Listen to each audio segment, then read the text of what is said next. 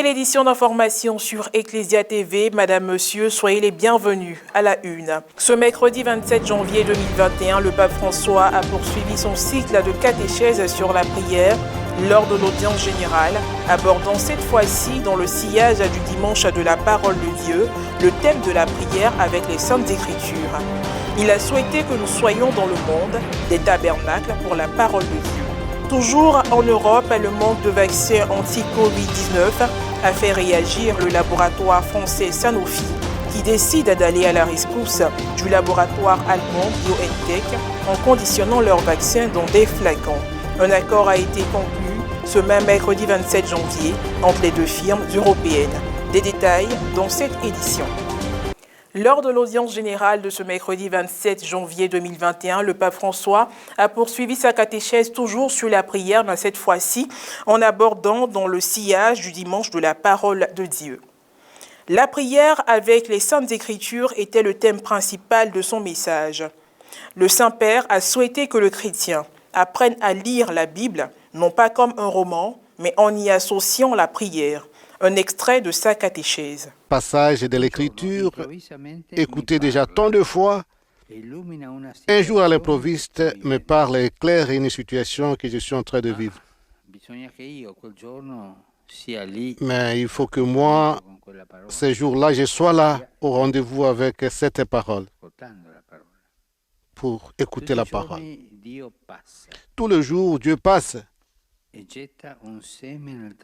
jette une sémence dans le terrain de notre vie. Nous ne savons pas si aujourd'hui il trouvera un sol aride, des ronces ou bien un bon terreau qui fera grandir ce bourgeon. Cela dépend de nous, de notre prière, du cœur ouvert avec lequel nous nous approchons des Écritures pour qu'elles deviennent pour nous paroles vivantes de Dieu. Continuellement, je reprends ce que j'ai dit la semaine passée en citant cet Augustin.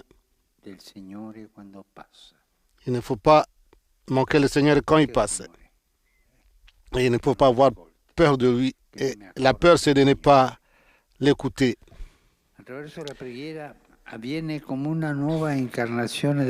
À travers la prière a lieu comme une nouvelle incarnation du Verbe. Et c'est nous qui sommes le tabernacle où les paroles de Dieu veulent être accueillies et conservées pour pouvoir visiter le monde. C'est pourquoi nous devons nous approcher de la Bible sans deuxième intention, sans l'instrumentaliser. Le croyant ne cherche pas dans les Saintes Écritures le soutien pour sa propre vision philosophique et morale, mais parce qu'il espère une rencontre. Il sait que celles-ci ont été écrites dans l'Esprit Saint et que c'est donc dans ce même esprit qu'elles doivent être accueillies et comprises pour que la rencontre se réalise.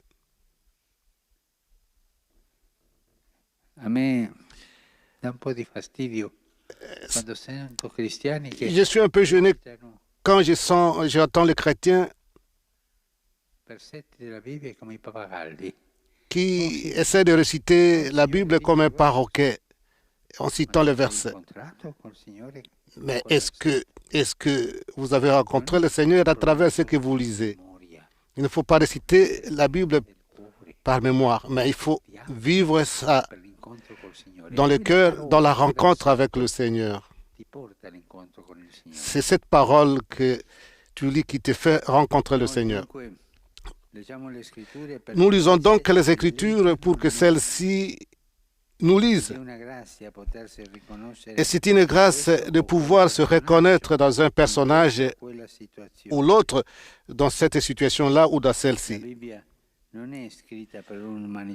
La Bible n'est pas écrite pour une humanité générique, mais pour nous, pour moi, pour toi,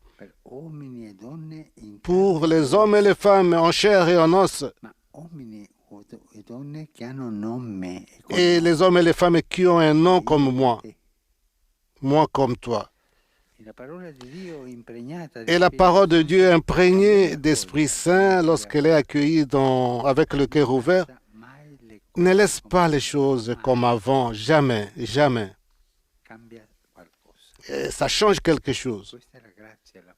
C'est la grâce et la force de la parole de Dieu. La tradition chrétienne est riche d'expériences et de réflexions sur la prière avec l'écriture sainte. La méthode de la Lectio Divina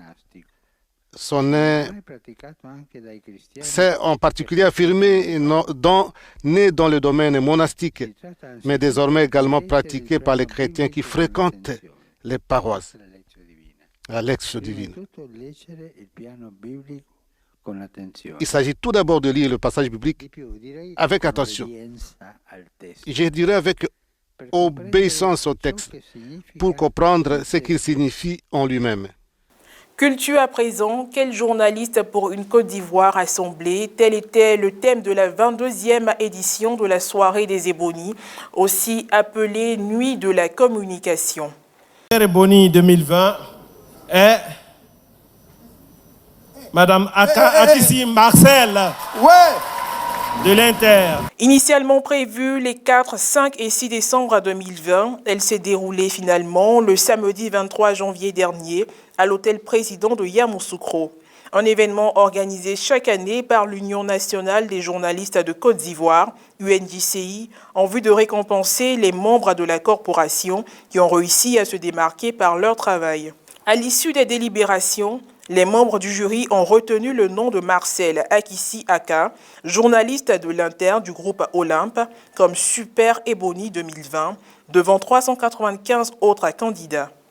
Soulignons que la lauréate a successivement glané 3 prix, à savoir le prix de la meilleure interview Jean-Pierre Hayé, le prix du meilleur journaliste de la presse écrite et le Super Ebony.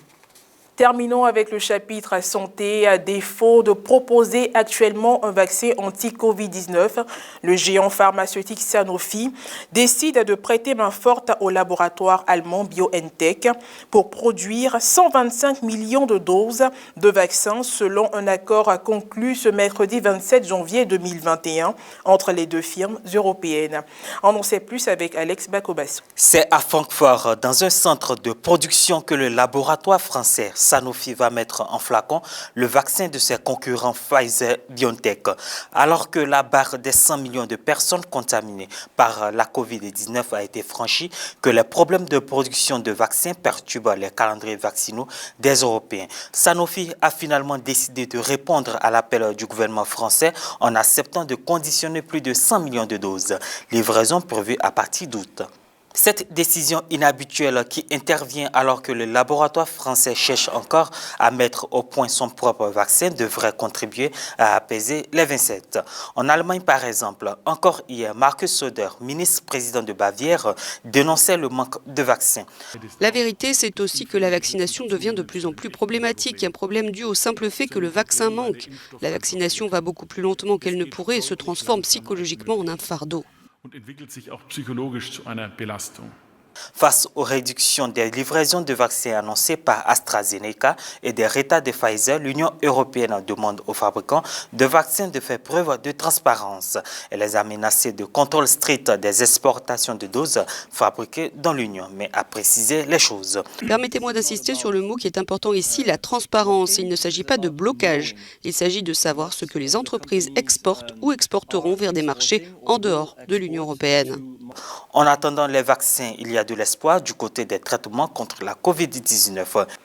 C'est la fin de cette édition d'information. Merci de nous avoir suivis. Que Dieu nous garde.